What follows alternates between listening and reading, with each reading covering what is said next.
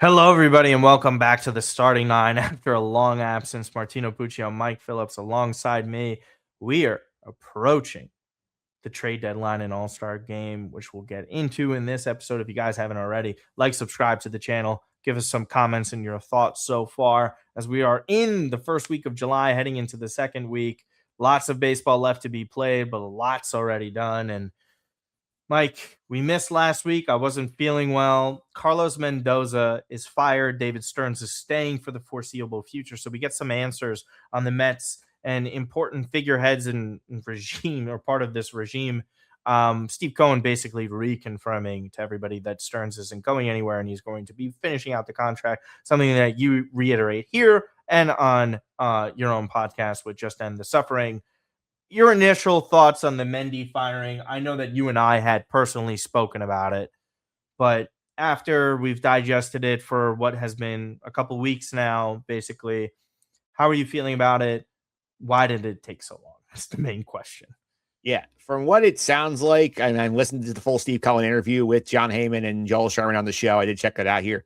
The decision sounds like that they were not fully convinced that it was Mendy's fault, and they're like, okay, like, we might still keep Mendy into next year, which is why he was hanging around here. Then basically Steve said, okay, once we decide we're not keeping Mendoza, why are we subjecting this nice man to going through this last 3 months? He's miserable. We'll spare him this suffering. We'll send him on his way, and we'll let Andy Green finish the season out here. So that's, like, to me, like, I don't know why it took that long to make that determination. I feel like once you, like, collapse down the stretch of 25 and start 26, 9 and 19, and are 10 under 500 in April, that feels like the time you should make this move.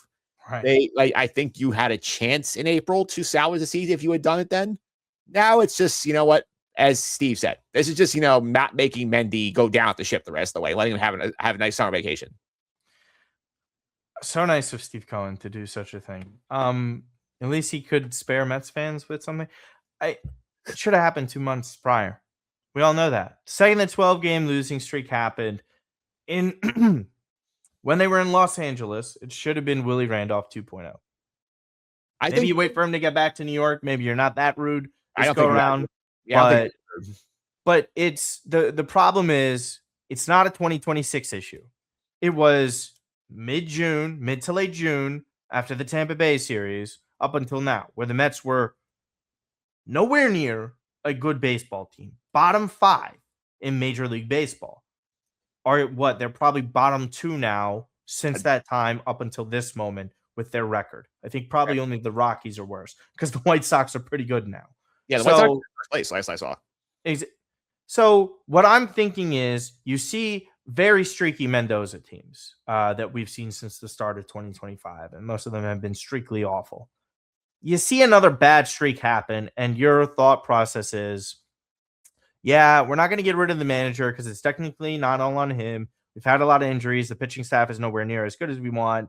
But for me, the things that Carlos Mendoza controlled, he was still being bad at. And that's why I found him sticking around for way too long. So when I know the certain amount of blame that you put on Mendy here, how much of it was warranted to fire him back in April? Do you think that should have been a no-brainer to you? I think it should have been. I mean, like, if you want to be nice and not, like make him pull the willy and just like fire in the middle of the night on the West Coast, it's going to be, I think that's fine. I think there are 2 points on the homestand. I think you could have looked at this. Number one, you get swept by the Rockies at home. We lost 100 games the year before. That's one, like, okay.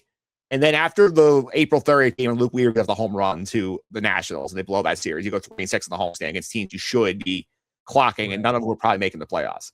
I think those are your 2 spots where you're looking at, say, that's when you make the change. Then they kind of did the whole thing, remember, with Tacoma, where it's like, okay, like they put the statement out with him, like, okay, like he's not being fired right now, guys, stop asking. And they had the dead cat bounce basically until Clay Holmes got hurt. And then they kind of just, were never the same after that. And the fun fact here basically is that they have not won, I think, back-to-back series since Clay Holmes got hurt, which just tells you like how shallow that pitching situation is. It's brutal. And you can recount it every single time as a Mets fan that you see a loss happen, and there's been plenty of them this year, Mike. It has rapidly approached and reached the most embarrassing season in Mets history, where it beats probably the worst team money can buy, We'll see what happens. But this is like kind of a waste of time to try and expect anything to change in the middle of this, unless it's just a hilarious sell at the deadline and then all of a sudden everyone plays so loose and they have an easier schedule in the final 2 months or whatever you want to consider it. And they make a turnaround. And if the Mets even turn anything around, I bet you they miss the playoffs by like 4 games from that third one. That's not happening. Well, which was to my point was it's not going to happen. I'm saying if they were to even do something, um, it comes off the back of unfavorable moves in the offseason. It comes off the back of the biggest seasonal collapse that we've seen the Mets have. And we've seen collapses. I still maintain 2007 was worse than any of these because of how quickly that happened towards the end of the year. The Mets, you could see that slowly stop. Like they were showing you who they were. It's really just how unfavorable and how unlikable David Stearns has been as a figurehead for this baseball club, where the lack of accountability lies, where situations like you're seeing Marcus Semien playing when he's hurt, the communication is still poor, and you still have people thinking that the Wilpon era was better than this. And we're not those kind of crazy people, but that's how bad the situation is that these nut jobs are comparing the two. The Mendoza firing should have happened earlier, yada, yada, yada. I think best organizations actually fire Mendoza at the end of last season, but I see why they didn't want to. I don't know what to say. There's questions, right, Mike, of, is David Stearns going to be hiring a GM? How are the Mets retooling things to make them get better? Because there's no quick fix here. And whatever happens with the CBA, which we're going to discuss later on in this episode, the Mets are in a really crazy situation where they largely have to depend upon their farm system to be that farm system that has been promised. So far, so good, right? McLean, Scott, Ewing, Benj, you're all saying positive things. Everyone else is whatever. Yep. Don't want to get into that. But there is some promise, but there's just no way you're going to have that type of hit rate with the minor league team, right? Like there's just no way your system can churn out like the mid-90s Yankees. That's what it would have to be to turn this ship around in the immediate future. But the Mets are in such a bad spot. David Stearns has to get a GM here in as soon as possible. They have to hire an experienced manager that has a winning pedigree as soon as possible. The question is, Mike, does he even do that? And that shouldn't. The fact that that's a question infuriates me. Yeah, it's to me, and to be clear here, like Cohen made it clear, like David Stearns is not just here this year. David Stearns is not just here next year. He is going to at least start 28 because he believes in stability. It's like, okay, like if I take this guy who came to town with an immaculate reputation and like everybody in baseball would hire him if he was willing to take their job. Right. I dump him after 3 years. When I put this job on the market again, who's going to want to come here? And to that, I think he's correct. I think like if he, churns another big name executive out, if you are a guy, like let's say you're like an assistant GM in Kansas City who has highly prospects, why would you go to the Mets if expectations here are so unrealistic and Cohen points out too, year one, David Stearns has helped build a pennant like a team that really want a pennant. And that does not that got forgotten because what happened at 25. If you're going to run that guy out of town, why am I going to go take my chances over there? Because it's like all downside, no upside for me in that sense. So I think if you're giving him some job security, that's fine. But I think the thing that we want to see here, Steve Cohen needs to, and he said this a little bit with John Hayden here, like maybe we need to go talk to David and say, David, we need to be a little more flexible in our thinking on certain things because, like the idea of, okay, we don't want to give pitchers long-term deals. That gives you Frankie Montas and Sean Manaea on short-term contracts when you could have had Max Fried, who's been pretty good for the Yankees since he got there. Right, because to your point, and you're making great points, like if the idea of not giving a pitcher a long-term contract is backed by the idea it's risky, what do you think of 2 years to Frankie Montas is or Sean Manaea, guys who are historically poor pitchers that you're hoping you catch lightning in a bottle with because it worked in 2024 with essentially everyone that he signed that year? You can't keep doing that. That also presents great risk. At least with a Tarek Skubal, you know what you're getting. I understand with the Corbin Burns side of things, Mike. For David Stearns, you have to have humility at this point. If it does not enter your mind that you need to drastically change the way you operate at the major league level and how you're having record payrolls and having it spit back in your... There's one thing if you lose the division. and you win and get into the wild card, much like the Padres do, right? Out in the West, we're like, okay, that's respectable. We get it. The Dodgers are in front of you, or like the Phillies and Braves are really good teams. We get that. Yes. But they're dead last in the NL East. Their record since June 12th of last year is 75 and 108. The Marlins don't try to win. They have their ownership working against them. You could argue the Nationals ownership are working against them. And the Nationals ownership, by the way, fires and gets rid of Mike Rizzo before they had their draft, like a couple of weeks prior to, I believe, last year this happened. Yes. They're still ahead of you. They Yep. have the best offense in the National League in terms of runs scored. In the major leagues. Even worse. Yeah. This is the most embarrassing type of season. The Mets have had absolutely bad luck mixed in with this. But don't you know, and you back this up too, that this has to do with David Stearns and his building of things with like Polanco at first base. He has an injury record. Boom. Mark Vientos. I'm not going to do it. And then we have all these other players where Luis Robert on paper, the trade makes great sense, but he also has an injury history. Goes out and does that. Probably not even going to be a factor for this team the rest of the year, getting paid over $20 million there. Lindor essentially misses 2 months. Soto missed nearly a month. You have two rookies that are playing very well in Ewing and Benj, but they're rookies. They're going to go through ebbs and flows with inconsistency. What the F? What the hell? It's an injury-prone catcher. Your best starter, who's in his mid-30s, and Clay Holmes, gets literally killed by the Yankees.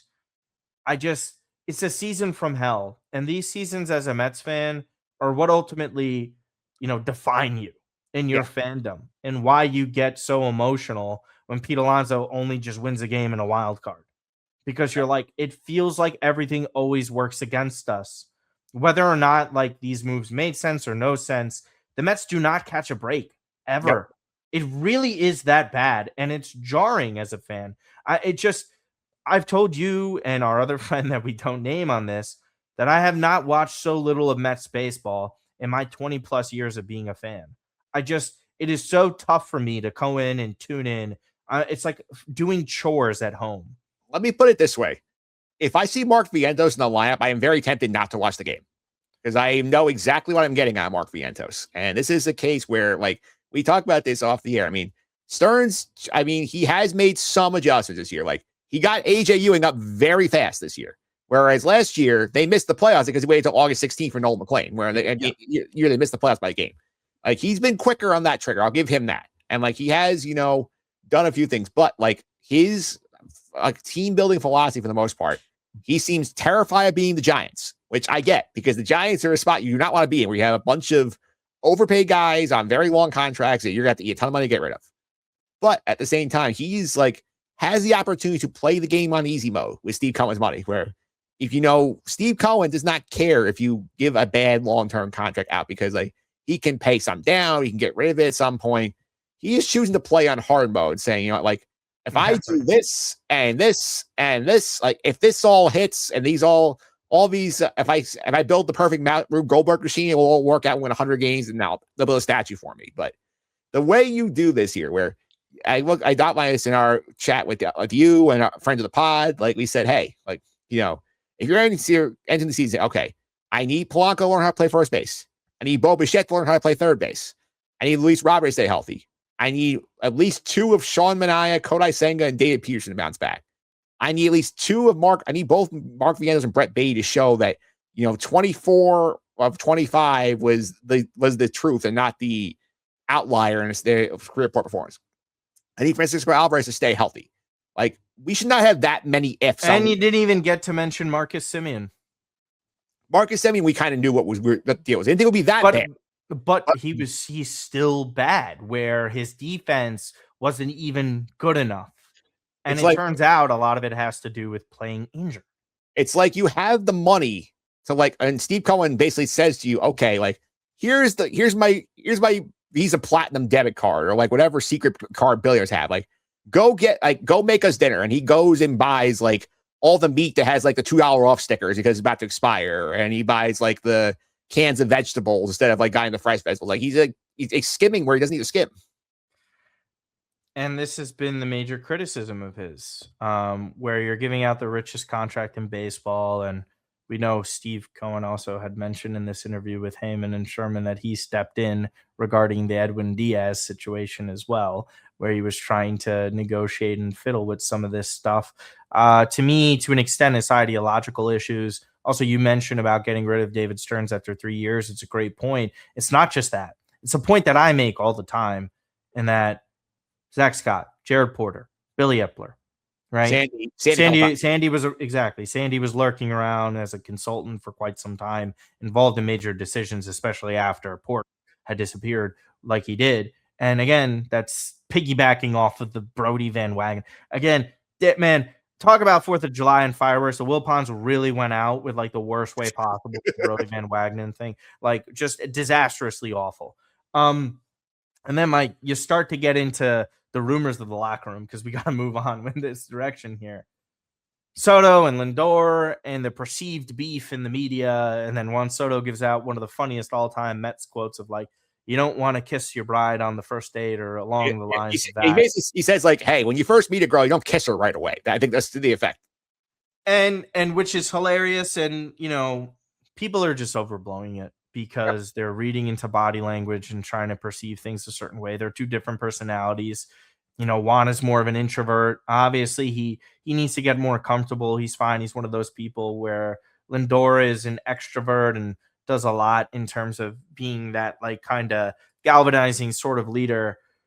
Where I stand with this is I don't care. I find it funny. Guys don't always have to get along. We're assuming that you always have to like your coworker, and that's just never the case. You just have to work well with your coworker, and that's what baseball is in this situation. I will say about this though, and I mentioned this, and there needs to be either a player or voice in that locker room. And I know they were banking on the Simeons of the world and these other guys that they signed to be these leaders in the clubhouse.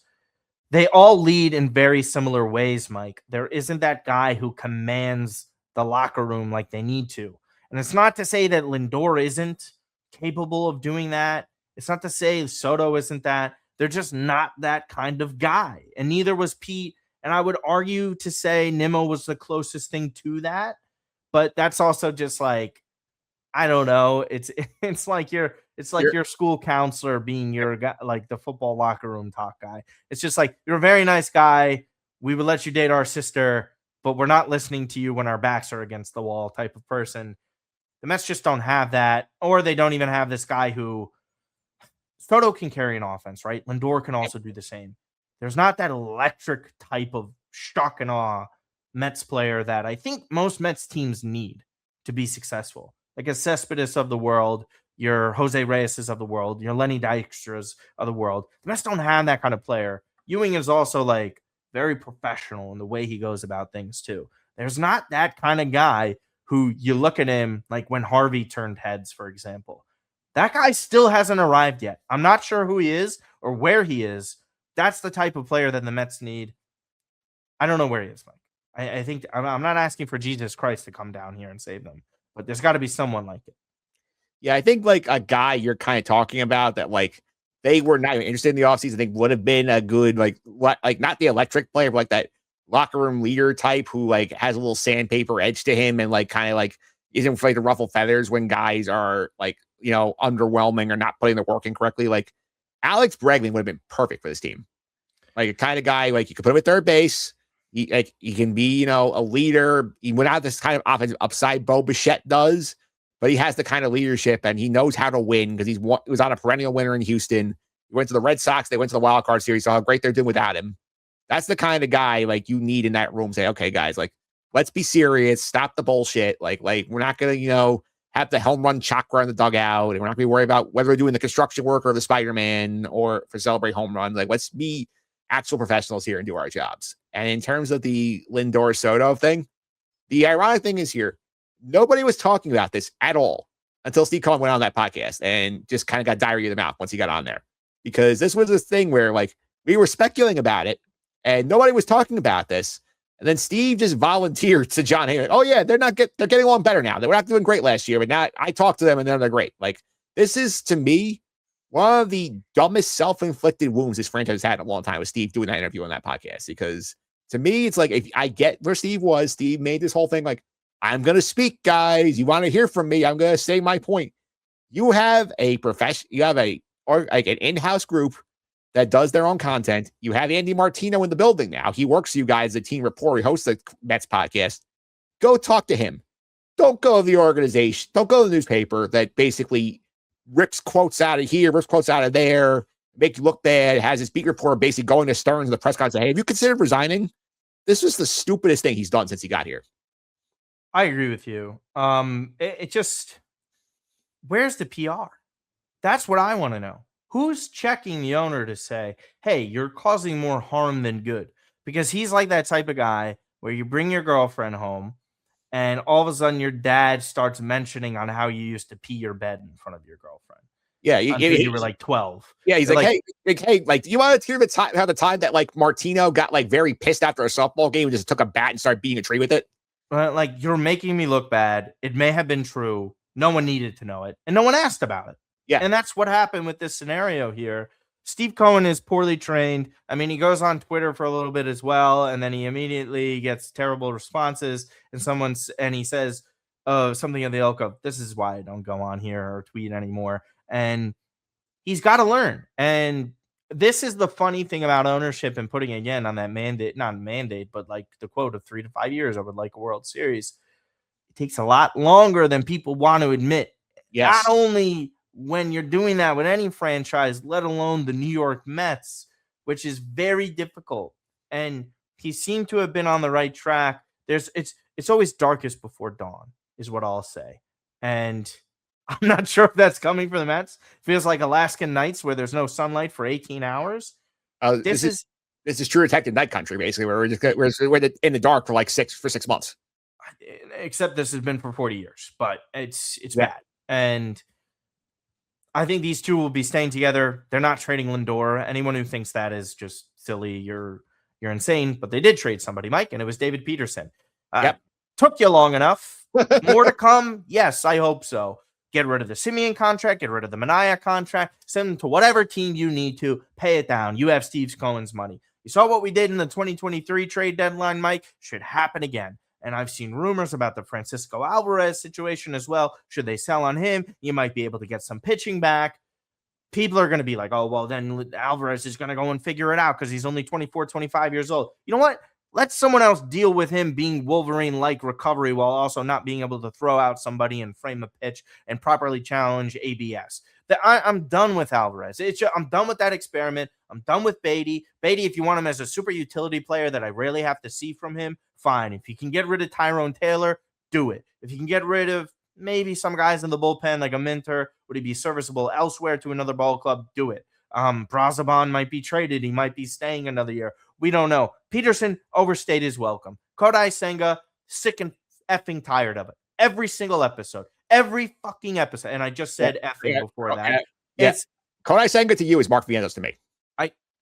Well, they're both the same. You know, where they go in the office, corporate says these are the same picture. Yes, it's the same picture. Mark Vientos needs everything to go his way. Mark Vientos reminds me of that kid where you go warm up and you play in basketball and they're a scrub that sits on the bench, but they got their arm sleeves, the nice new shoes, proper headbands, wristbands on their elbows, everything that you can imagine, but the guy is ass. He sucks. And he gets all the money for the nice equipment. The ABS challenge the other night, when it was right down the middle, screw Vientos. Screw him. Shittiest attitude. And that's the number one thing that I can't stand about this ball club right now. And this is David Stearns' fault. Giving guys like this who misbehave, who suck, who underperform, and have the shittiest attitude are given chance after chance after chance. And I'm sick of it. And just like we're sick of Kodai Senga, like I said last time, needs it to be 75 degrees, 0 miles per hour on the wind, and it be a sunny day for him constantly where he could just pump in fastballs that nobody's going to swing at. He sucks. He can't handle New York. Mark Vientos still thinks it's the summer of 2024, and he's going to be living off of that the rest of his life, just like some losers that peaked in high school. I'm sick of these guys. They're losers. And the reason why they can't turn it around is because they keep guys like that in the locker room. Because our good friend said it in our chat, and you said it too. If you fire Mendoza, then get rid of the other people too that had that weak ass mentality. But no, they keep them. How does it change? What is it? What are they supposed to do differently if that energy is still there? Wipe the slate clean. You want to get rid of the stars? Get rid of the losers. How do you keep the losers around this long? You draw the line in the sand with certain players, but then the other can do what they want. I'm sick of them. That's it. Yeah. Very nice rant. I appreciate that. So Sorry. I'll go a couple of different ways here. David Peterson, yes, time to go. Good job by the Mets to get something out of him. The Cubs were desperate for pitching. Had a good first start, give 9 runs a second start. That's the David Peterson experience. The Cubs can enjoy that the rest of the year. On the Lindor stuff, which, I mean, let's be clear, this is also another brilliant job by Cohen, who told John Heyman in that podcast, we're not trading Lindor. Like 3 days later, John Heyman puts out a tweet, oh, I would keep these guys, and does not list Lindor looking for engagement, starts a whole firestorm. Great job, Steve. John is not your best friend. John is out for John's best interest, which John's allowed to do. John's job to do. He has to get content engagement out there. Like, that is not, like, you don't have to feed it to him. So the Lindor thing, which now you hear WF, like, oh, you should trade Lindor. Like, we need to do this. Stop it. Like, you're trying to get a spot where, Francisco Lindor is a all-star shortstop who is probably one of the 3 best shortstops in the league the past 5 years. And you are replacing him with what if you trade him? We saw Bo Bichette play shortstop for the Mets. That did not go very well. Correct. There is nobody on the free agent market you're getting here. Nobody's giving you a shortstop to replace Francisco Lindor who can be that kind of player. You are not getting that kind of player in your farm system. Elian Pena is 19 years old. He's in single A. You're not getting that guy for 3 years, and he's still got a lot of development to do. You keep the superstar. The teams who trade the superstars away for lottery tickets never get equal value back unless you're the Nationals who trading Juan Soto 2.5 years because AJ Prella's an idiot. But that's a whole other situation. Yeah. In terms of like the list of who is here, I think it's basically the guys who are not going anywhere in any sense are the 2 superstars, Benj, Ewing, Scott, McLean. I think those are the guys that are in pen. They are here next year. Then there is a tier of guys that are in pencil, which is your guys who are not the rentals, whether it's, Alvarez or Luke Weaver or Brazaban or guys like that. Devin Williams, perfect example here. Like, you're listening to offers here, right, but you are not punting 27. 27, you are not giving up your prime year of Juan Soto and Lindor and these kids to say, oh, we need to redo the whole thing. If you are trading Luke Weaver, you're getting something back that is going to help you win more next year than Luke Weaver will. And that's going to be a hard ask because Luke Weaver has been dominant since that game in April. He's not going to have a run since then. And then you're down to, okay, can we just rip out the studs for whatever we can do? Can we get rid of, Mark Vientos? Will somebody take on Brett Baig? We pay somebody to take Kodai Senga's last year and a half off our hands. Like, you're trying to get rid of like fat, basically. And that's where you're at. And like, I think that's the 3 tiers. Yeah. I agree with you. My question is, do you, like the best free agent that'll pop up for catching is Tyler Stevenson. Ryan, I think Jeffers, if he's a rental. Jeffers, yes, excuse me, as well. There's Jeffers, there's Tyler Stevenson. Contreras has got a club option of $14.5 million. Maybe Milwaukee ends up trying to trade him. That's a possibility. Yep. I dump Alvarez immediately. Like, I'm done trying to let someone else figure it out. This idea that people are scared to trade Alvarez just because he might be good somewhere else is the exact type of loser shit that Mets fans are stuck in.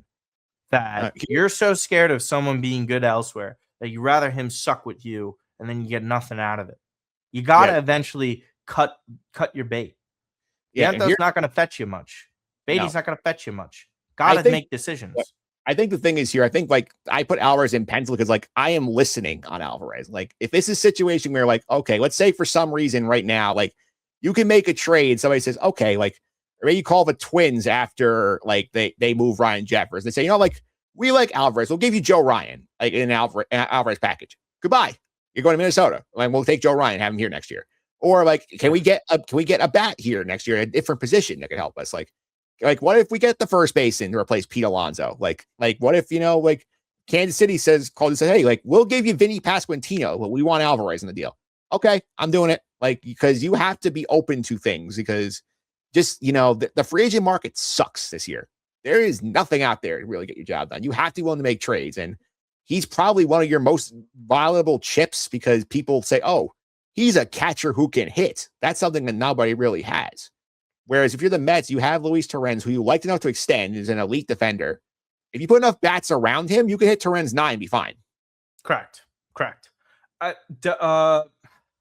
This is where the CBA gets a little difficult. And just like final thing before we move on here, like what happens if a Seattle's of the world, like Seattle falls short of their goals of winning the Worlds? I go back in on Luis Castillo, 100%. That's who I'm looking towards. I'm not saying that's an Alvarez thing.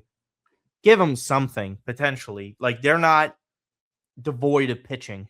The Mets need pitching. They need a reliable arm. Castillo, I think, is just that. I think he'll be able to pitch for the Mets. The contract's not egregious. I think that's just something that you have to consider. And I would look along those lines. I'd be a little surprised on pitching elsewhere that gets you Alvarez. Like, where are you really looking? Where are your eyeballs? I know you mentioned Joe Ryan, Minnesota. I think other teams could blow us out of the water for that. It would depend here because teams are definitely going to call about Alvarez. I think you listen here. If somebody gives you something that's worth it, same thing with Luke Weaver, where Luke Weaver next year, that reliever who's shown he can do it in this market for multiple seasons is very valuable. Right. If I need something that's more valuable to the 2020 Mets than Luke Weaver, if I'm going to trade Luke Weaver, and it's not here's 3 prospects that are number 3, 10, and 16 in my system. No, I want something that can help me next year. We'll see what ends up happening with the Mets. It's a pretty crazy season so far. Aaron Judge has called out the Yankees, Mike. Interesting. Not out of character, but also yes, since he's not playing. Usually he's not this vocal either. He tends to be more of a lead by example guy. I think he's seeing the same season play out again, where the Yankees are struggling in the summer. Injuries are kind of catching up to them. The June swing they have explosive moments where they look great, and then other moments where you're like, oh my God, are they ever actually going to win the World Series again?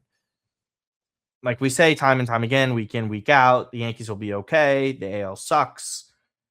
It's just, to your point, Judge saying something just feels off. I think he's probably sick of this. He probably is. And also not being able to help on the field adds to that. Yeah, I think the word Judge used specifically is he said, we're not focused enough. And that says a lot. And we've seen this team, we've seen the stats. They get 24 unearned runs in the last 10 games. They're 3-12 in their last 15. They are now 4. They were ahead of Tampa by 3 games. Now they're 4 behind. They go to Tampa this week for 4, which is basically you Yankee fans now have PTSD of the Toronto situation last year when you went to Rogers, got swept in July. You might have the same situation in Tampa this week. It's not looking good. They're not going to miss the playoffs. The AL is absolute literal hot trash. They are going to make the playoffs because eventually Judge will get back. You'll get Stanton back eventually. You'll get your other injured guys back. But I mean, Judge is sitting there. He's watching guys booting balls left and right.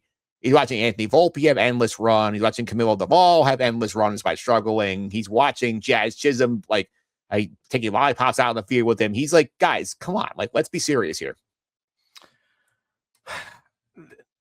The Yankees are they're still so good that they get on by with it, but they have a lot of theatrics and nonsense surrounding them that are just so avoidable.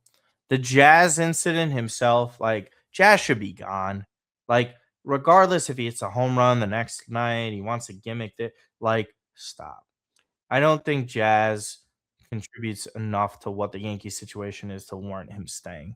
And with his contract and the money he supposedly wants, got to get something for him at the deadline, in my opinion. But this Yankee skid is just, they got to get healthy again and have that staff compete and have them in every game. The bottom half of their lineup, again, it's the same old, same old. The whole lineup is not hitting. I mean, Ben Rice has been ice cold for weeks. Which, what was going to kind of be my point was I guess, it's going to hit midnight for Ben Rice. And in some regard, even the best of players in the world go through slumps. He was due for one. We'll see what ends up happening with him. He's still putting together a really strong campaign, but it shows why Aaron Judge is the most valuable player in the American League. And it's not even close. The Yankees, after he went down, have been struggling mightily. He is incredible. I can't say enough about him. And when he says something like this, I think it's a little damning on their situation where if he's calling you out for focus and he's not even that type of guy, that really means you're not focused. Like truly, like there's got to be some bigger issues there. Um, I'd be cause for some concern later on in the year because this sort of stuff is unacceptable. They should be more focused when Aaron Judge isn't playing. That's kind of I think the point here too.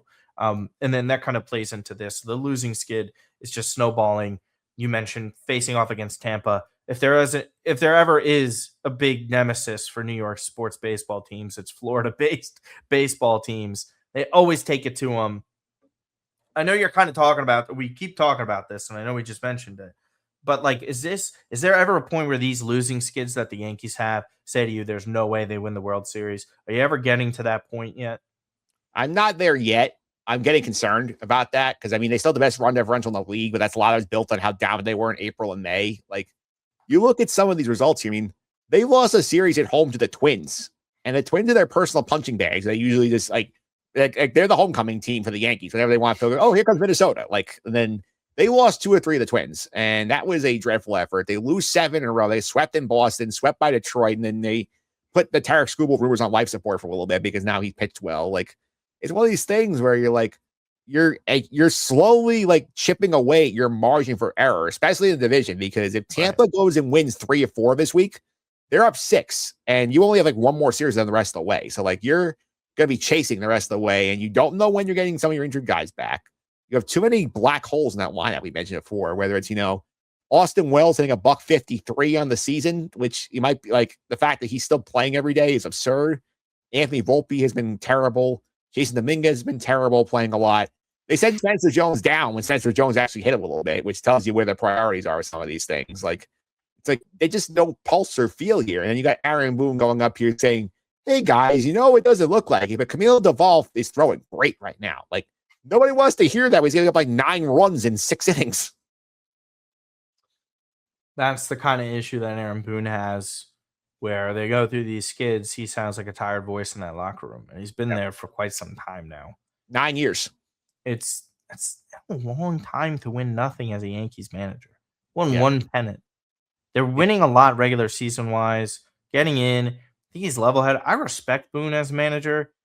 I think it's just not working out. I think it's just you need a new voice in there. Maybe not a little bit more explosive, but somebody that really, I don't know, elevates your level of a ball club. But I also don't think a new manager necessarily fixes the issues that Brian Cashman has had, where Cashman does such a great job of getting stars in, making sure they perform, finding diamonds in the rough, but completing a full 25-man roster, 26-man at times, it's not been the easiest for him. He's still making moves that you question it. Cashman is still one of the best in the game. Zero denying that. His legacy is going to be one of the greatest ever. I question how he's team building these days and how he's putting his players and his manager in the proper position to win ball games and divisions and pennants and World Series. I'm not fully convinced by that yet. But the Yankees have time on their side. They don't have injuries on their side. This is, again, the cause for concern that I have with these Yankees teams is they're a lot older than some people want to admit in a lot of key areas with key pitchers. Everybody but Cam Schlittler and a couple other guys are relatively young. The rest are in their 30s or mid-30s, like the Judge, the Coles of the world, Max Fried. This was the problem with the Max Fried contract too, Mike. When you give him that many years, we know his injury record. When does it catch up and play a part? We're seeing it right now. So kind of talk on the injury aspect side of things. And we're not even talking about how they handle certain injuries with players, right? Like the vagueness of the Judge injury too. Yeah, Judge is not close to reimaging from what it sounds like.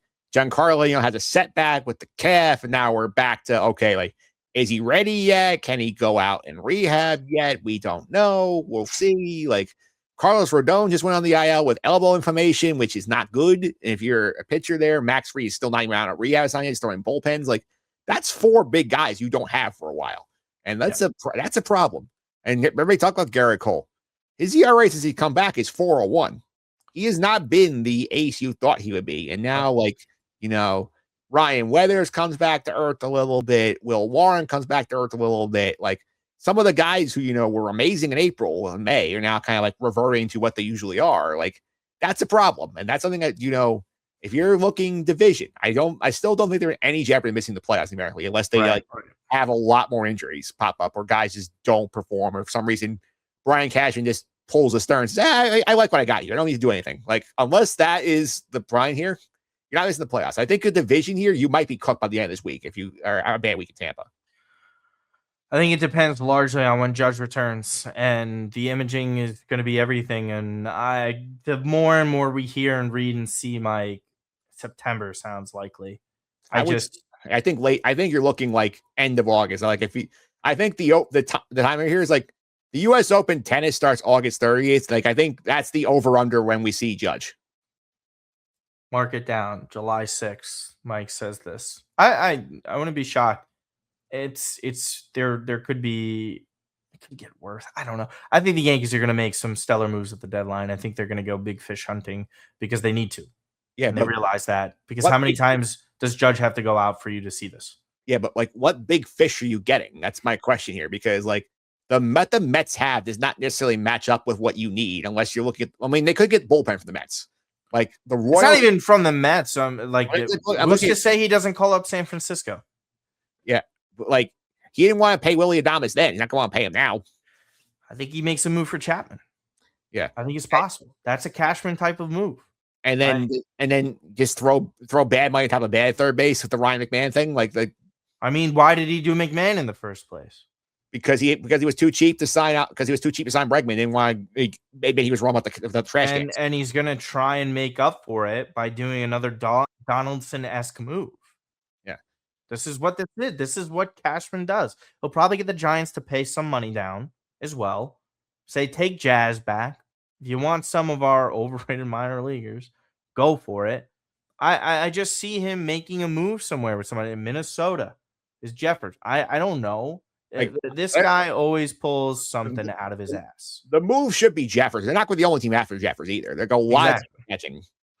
Why would Minnesota want to trade with the Yankees? That's the other thing. The players that the Yankees could use from other teams are ones that hate the Yankees. That's the thing there. That's a little stunning. And there's some teams in the NL that are perceived like weak or small market teams that could trade stars are kind of in the thick of things in the wild card race. So we'll see what ends up happening there. Will we have baseball next year? I hope not. As a Mets fan, CBA proposals have been running rampant, really. We keep on seeing more and more by the week goes on. Some of them I start to read, and then I'm just like, nope, not happening. Moving on. The latest on the CBA proposals, Mike Phillips. Yeah, there's a lot of stuff going on here in terms of, players and owners have done a lot of things. I know players have done a couple of minor changes here. The owner thing of late has been just a matter of, okay, we're going to continue trying to find ways to suppress salaries. And one of these ideas is basically, okay, they say, okay, we can see how things like if you're over 30, you're going to get the free agency after 5 years instead of 6. So like Oscar Brazaban, for example, the Mets would be a free agent after 2 years instead of 3, like it would be right now. Right. Or, like we're going to raise the major league minimum. That's great. But like one of the things they're trying to do is impose like what like NBA fans and like NHL fans use was this idea of like limits on the years you can have on a contract. And their idea is like, okay, like the only way you can sign a guy like the Juan Soto of a 15-year contract is if you do it like as soon as he comes to the major leagues. And nobody will ever do that again. I think if you get to free agency, I think it's like something like 5 years for a new team, $201 million. 6 years if you're staying on your own team for like another $20-something million. The players are never going for this. They are not going to look for ways to artificially suppress their salaries. And all the owners' bros are basically saying like, hey, like we don't want to spend money. That's all it is. This is literally just coming with different ways to say, okay, we're going to take the money back from the players.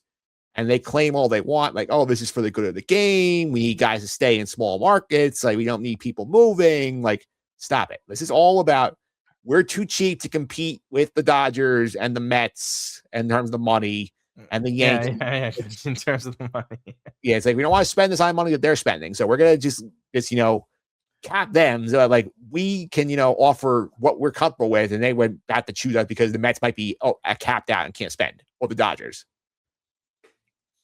Which was to the point of, I think, Jeff Passan months back of it's kind of a good thing that the Mets are sucking this year for baseball. And the Red Sox. and the Red Sox, who, imagine that was someone's. Imagine picking the Mets to win the World Series.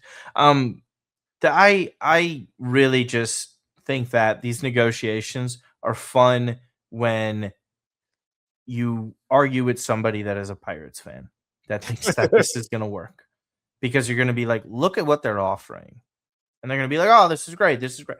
All along, they're telling you what they want, and that's not to pay players; it's to pay less.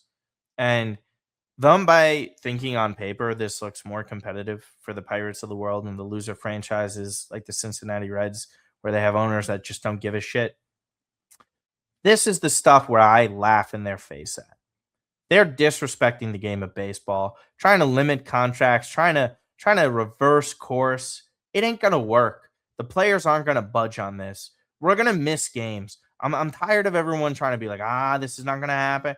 There is too big of a resolution here to have happen where you're not missing baseball games in 2027, Mike. You cannot be sitting here when you're going back and forth on the salary cap, salary floor, yada, yada. That's not going to happen. The players are not conceding this. Let me put it to you this way. Like, when you look outside your window today, you'd say it's raining, right? Mm-hmm. Yeah, that's the players. The owners look out the window and say, guys, it's a torrential hurricane. Like, we're gonna get eaten alive. Go to the bunkers unless we change the structure of the sport. That's the difference right now. And like, I think if these guys are this far apart, I think you're seeing at least you're missing at least 2 months of a season next year, at least. I don't see how you don't. Like, where does this resolution come into play? This doesn't. That you have to be like shitting me. Like, with the way people are thinking that this is going to make sense. I'm not sure where the resolution is, Mike. It's probably going to be heavier penalties for those elite franchises. And again, there's a three-front war here. There are players versus owners. There's owners versus owners. There's players versus players to an extent. Yeah. There is a lot of issues here that, again, mind you, every time we try and reconcile, there are only short-term deals with the CBA that we're going to have this in place until we do this rodeo all again in 5 years. They need a long-term solution for at least, give me 8. Can you give me 8 years where we could have this solidified? I don't trust that to happen. I'm largely concerned about the future for baseball with this. We're going to be missing a lot of games. I think you're right. I think they play under 100 next year, if they even do play. And we're going to be looking at one of the most unfortunate years in baseball history, where we have so much talent and the game is progressing so well that you're going to get a setback. This would be typical baseball. Yeah, and it's gotten to the point now where we are doing a lot of negotiating in public. I mean, MLB's pinning their proposal on social media accounts. Say, hey guys, this is the first thing you see. You look at MLB on X or Instagram. Like, here's our talking points. Like, stop negotiating with the fans. The fans just want baseball. They don't care who gives it to them. Like, they want people to play. They want to be able to watch the games. They don't want to hear you saying, "Oh, we're going to go broke if we have to continue the current system," or "Oh, like you're trying to take our money." Like, that does not affect the fans. The fans do not care. And I think at some point, they're going to be pissed at both of you. They're not going to get pissed at just the players. I'm pissed at everybody. I can't stand them, especially the Mets. 4th of July happened. They botched the schedule. This is where they just kind of just don't get it. I know this is definitely right up Mike Phillips's alley for this kind of conversation. I was thinking the same thing too. You had an earlier game finish with the World Cup. Get something in between. Get a big matchup here. You just don't feel July 4th is, Boxing Day for the Premier League, the day after Christmas. Christmas Day for the NBA, Thanksgiving for the NFL. 4th of July should be that, Mike, for Major League Baseball. I just don't think they get it. Is that kind of where you're alluding to? They definitely don't. And this is a situation where Rob Manfred bows down to whatever National Party has to say. Hey, whatever you want, we'll give it to you. Please, just take our product. So here's what happened on 4th of July. What did you say? I know the World Cup is in town. I know that they got 2 games and they had, I think, games, what was it, 1 o'clock and 4 o'clock US? I believe so, yeah. Yeah. So the situation is they have World Cup games at 1 and 4. I think there might have been other stuff going on, but Baseball has a full slate of games. This Saturdays. It's not the situation. Okay, somebody's traveling here. We're, like we got like teams got the day off on Thursday. Everybody should be playing. It's the 250th birthday of the United States. You should have baseball everywhere. They played the 11:05 Washington game, which is fine. That's the traditional, like, okay, we kick off 4th of July in the nation's capital. Then they put the Yankees by themselves at 1:35, 2 games at 4, and the rest of the slate's at night. And I know Fox has national window there where they do the All-Star selection show. They got a couple of games at 8 o'clock, fine. How you don't have more games early in the day is idiotic. Like, you should be able to have the radio on, listening to a baseball game when you're at the barbecue or going to the pool. Correct. The fact you only had like 1 game at a time between 11 a.m. and 4, and then 2 at 4 o'clock, one of which involves the Blue Jays, that's terrible planning. And then to make matters worse, the next day on Sunday, which is also the holiday weekend, NBC Peacock has every single game. No local channels have it, which means I think they did the Met game was national. They did, I think the Dodger game was national on NBC. NBCSN, if you're fortunate enough to have it in your market, and everybody does, they got your local game, and then the rest are on Peacock. Like, that's a great way for most sports. Hey, guys, go buy a streaming service. You want to watch baseball on the holiday weekend. Fantastic work, Rob.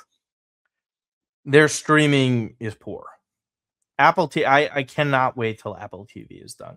If they won't, they won't because they look at money as opposed to like here's how the game we should grow the game. It's garbage. The inconsistency with Peacock stuff too. It's just MLB has had this situations here. I think there was a series earlier this year where it was the Cardinals and the Padres, like 4 games on 4 different streaming services and networks.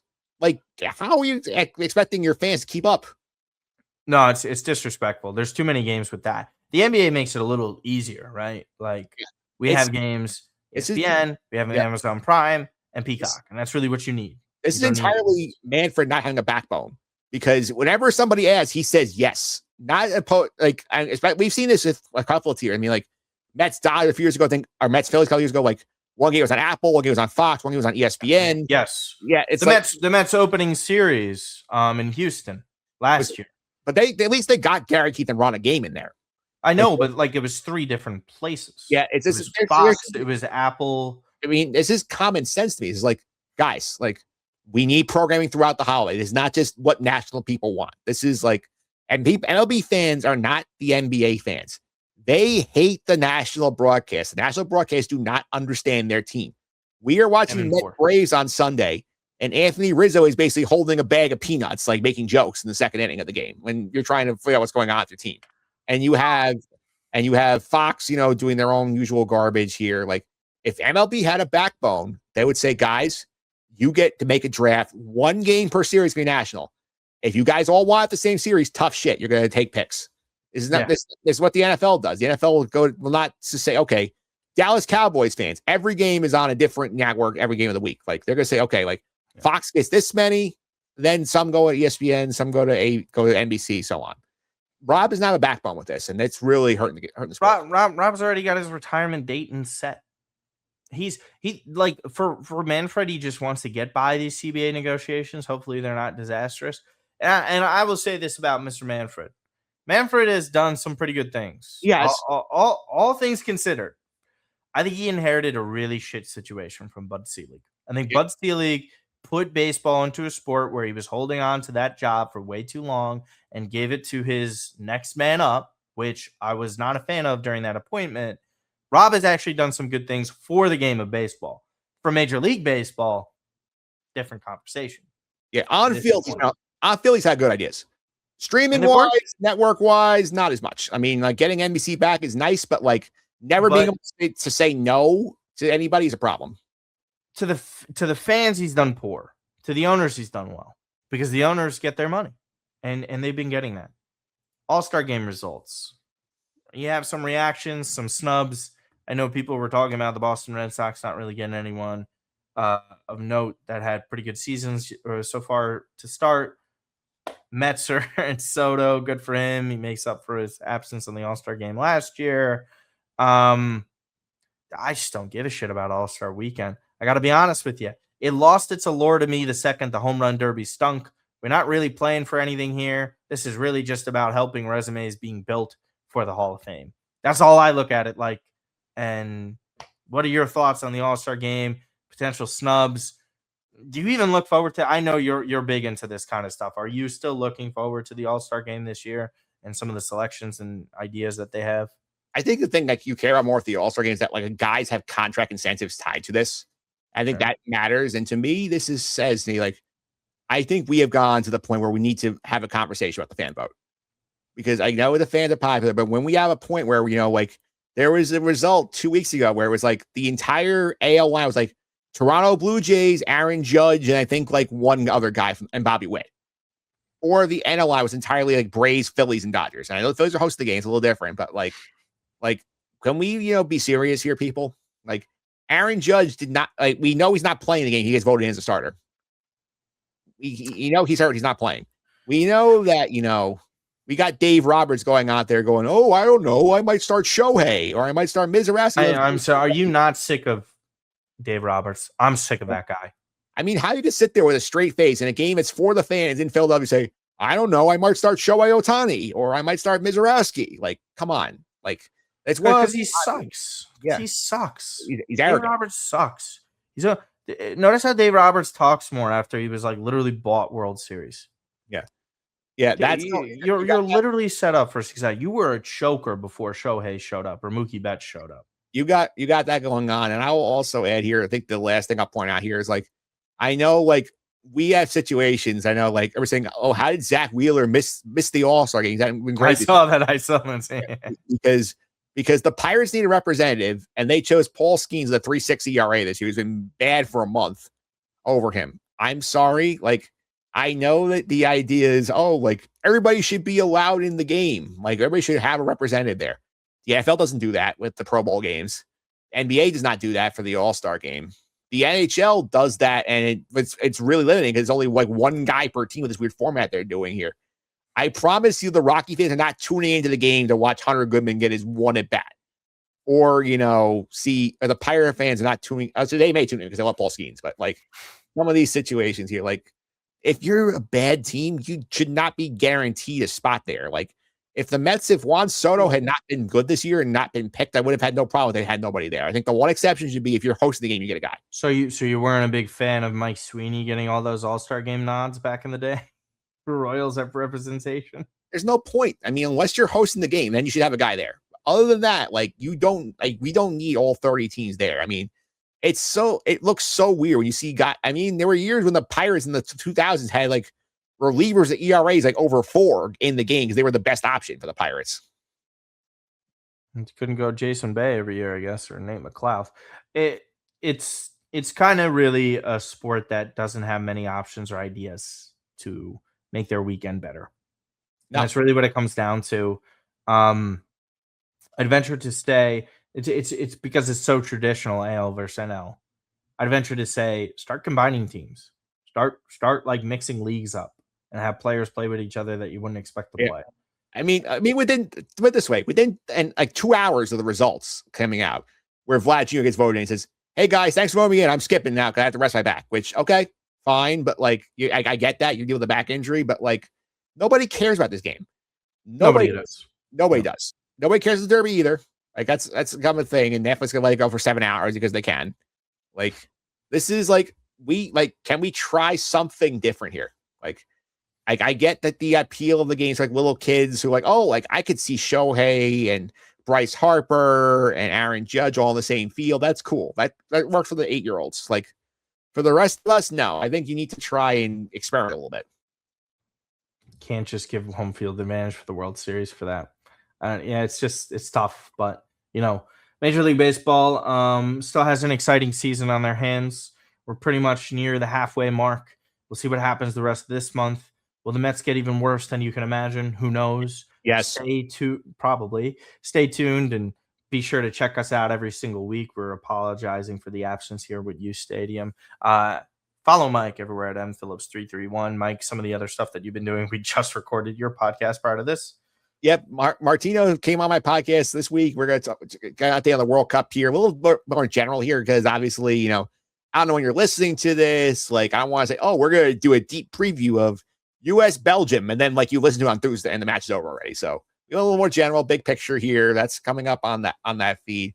over on the Sky, guys, we had some fun like on the last couple weeks on the podcast over there. We did a AMA episode that was pretty fun. We also did an episode last week. We did a tier list of the best celebrity cameos in Star Wars. So that was a fun tier list. And this week we have a fun episode coming up. We're recording, I think today. We're talking about the documentary, The Empire of Dreams, about the making of the original trilogy movies. That's gonna be fun to look at. Ooh, that is interesting. I will say this: Daniel Craig is my favorite. Yeah, his cameos. Yeah, him or Mr. Burr. If you count Bill Burr, and does he count as a cameo for you? No, he doesn't really count as a cameo. We look at more people like, okay, like they're here for like a minute, then they're gone. Okay. Like, then it's 100% Daniel Craig for me. Yeah, in Force Awakens, I believe, right? Yeah, he's a stormtrooper in there. Yep, he gets. Yeah, there's some fun ones in there. Obviously, George Lucas himself has done cameos in the movie where he's on full makeup. That's pretty cool. Like he was in the Minions and Monsters movie that I just watched over the weekend. So they got George Lucas in there. You cannot pay to watch that movie. That's pretty good. It's not bad. Fun stuff. Again, be sure to check out all of Mike's stuff there. Grueling season for the Mets. Also is Mets on SI stuff. And again, subscribe to us and follow us everywhere regarding U Stadium. For me, guys, you can follow me at Martino Puccio, Instagram, TikTok, Martino Pooch on Twitter. Again, guys, we appreciate the support. Hope you like the new thumbnail designs that we got in here now. So we are chilling and having a very good time regarding that. Love it. Appreciate the support. See you next time. Hopefully, Major League Baseball can get their CBA in order and all those other sorts of fun stuff. And be sure to tune in and join all the excitement regarding the World Cup. Watch parties with U Stadium. Be sure to look out on all the social media regarding that. Other than that, we'll see you next time.